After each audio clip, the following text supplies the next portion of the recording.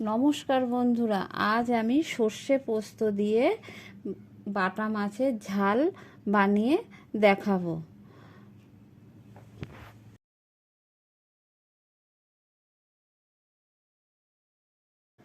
সর্ষে পোস্ত দিয়ে বাটা মাছের ঝাল করার জন্য আমি এখানে বড় সাইজের বাটা মাছ নিয়েছি তিনটে, একটা ছোট আর দুটো বড় নিয়ে ভালো করে ধুয়ে নিয়েছি বেছে।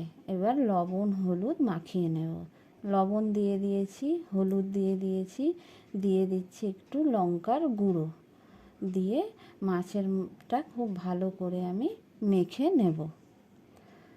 দিয়ে হাত দিয়ে খুব ভালো করে আমি মেখে নিচ্ছি। মাখানো হয়ে গেছে।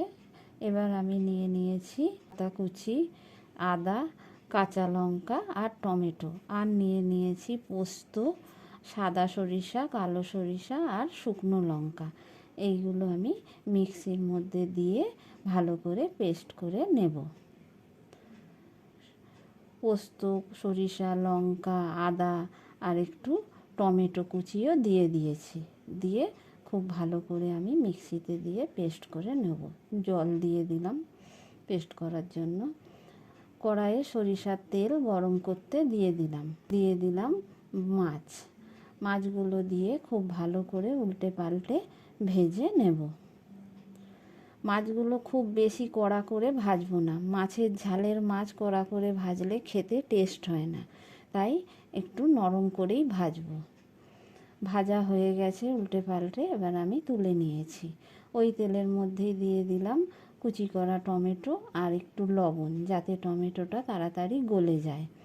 এবার দিয়ে দিলাম পেস্ট করা মশলাটা, দিয়ে দিয়েছি একটু হলুদ, দিয়ে মশলাটা আমি খুব ভালো করে কষিয়ে নেব। মশলা দিয়ে তেল ছেড়ে না আসা পর্যন্ত মশলাটা কষিয়ে নিয়েছি। দিয়ে দিলাম পরিমাণ মতো জল, খুব বেশি জলও দেব না, সামান্য জল দিয়েছি।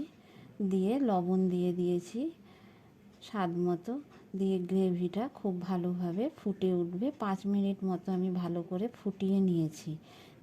এবার আমি গ্রেভির মধ্যে ভেজে রাখা মাছগুলো দিয়ে দিয়েছি।